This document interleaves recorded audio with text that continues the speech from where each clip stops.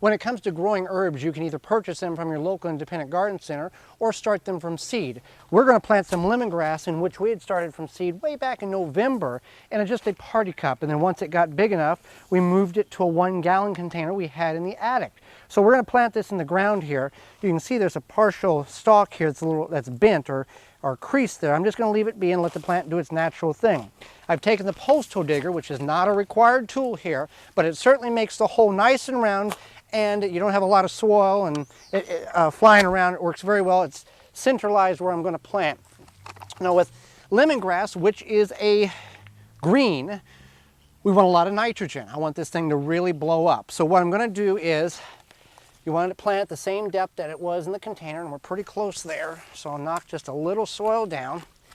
I'm going to do something that I tell people not to do, and that's I'm going to fertilize twice in the same hole. I'm going to put what is recommended sustained fertilizer, 1/4 cup, at the base.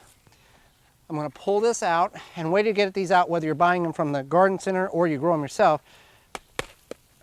Tip it out. Now this is root bound, and that's the problem with plastic containers like this. If you're starting in a grow bag or the root makers, you don't have that problem. So what I'm going to do here, and that can also contribute to the effects of the top growth. If the top growth is hurting, there's a good possibility in a container that it's root bound and it's lost, the nutrients is used up and the roots are bound up. So I'm just going to tease them just to make it so they realize something is changing and they're going to go out and search. All right. Put it there. Now I'm going to backfill slightly. Go around, pack it in here. Now we're in partial shade right now, and it's late in the evening.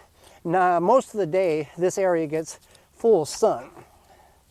So I talked about the fertilizer, something I tell people not to do, to double fertilize. I'm going to take another recommended 1/4 cup per hole, and I'm going to go around the top. I'm going to over fertilize, put too much nitrogen for this plant, because that nitrogen, that plant's going to pick it up as it needs it. And I want this thing to really explode, because lemongrass can get very large and you can make a lot of dishes. You can do lemongrass tea with it. You can do a lot of things with lemongrass, and this is the largest one that we have, and I want to give it the best opportunity. When the other seedlings that we have already, we'll bring them out and plant them. So lemongrass, just like any other herb, it's easy to grow, much more affordable if you grow it yourself than to purchase those small containers at your local grocery store. For more information, please visit thewisconsinvegetablegardener.com.